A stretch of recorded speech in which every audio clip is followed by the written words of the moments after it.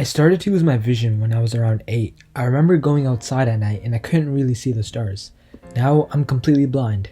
When I first started, painting was just a hobby, something I started after I quit soccer. But near the end of freshman year, I started to get more followers on my social media because of my artwork. I realized I had a real talent for painting, so since then, I've been spending more and more time in my school's art rooms. At first, keeping track of my paints, brushes, and models in each classroom used to be a huge pain. I remember using a couple of different apps on my phone to read out the sizes of my brushes or something, but then I had to use another app to find my canvas while I was holding a brush, so then the paint would get on my phone and on the floor and just everything was a mess. I tried using some fancy wearable tech that was really expensive because I thought it would be easier to work with, but nothing was fast or accurate enough. Arav isn't alone. Our team has interviewed dozens of people with visual impairments who pointed towards the same problem. They want a quick and reliable way to describe different environments, but current products are either too expensive or lack the functionalities. They showed dissatisfaction towards the current wearable devices on the market, such as Orcam, and preferred using an assortment of different apps and devices instead, such as screen readers and facial recognition apps.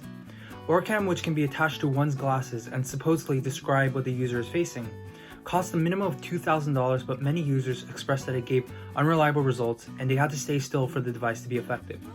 Instead, some lean towards the mobile apps, Ira, which connected customers to an employee who describes the customer's surroundings.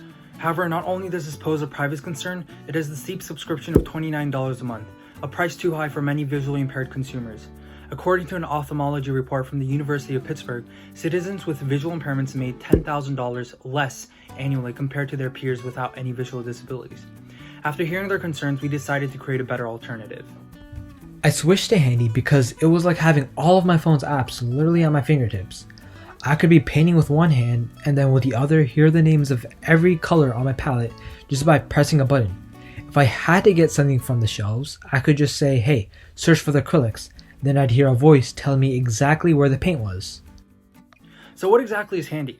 Handy is the all-in-one glove that, using state-of-the-art computer vision, makes intelligent observations about the customer's surroundings. Our current prototype can read out text. How can I help you? Text. Physics in 100 numbers and numerical guide to facts, formulas, and theories. Search for objects and more.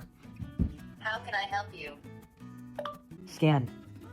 There is one table, one clock, 3 chairs, 2 bottles, and a mouse. All the user has to do is press a button on the side of the glove and ask a question and then listen to the response. Unlike other products that rely on CV, our algorithm only has a 3-second lag time and accuracy of 87% across different lightings.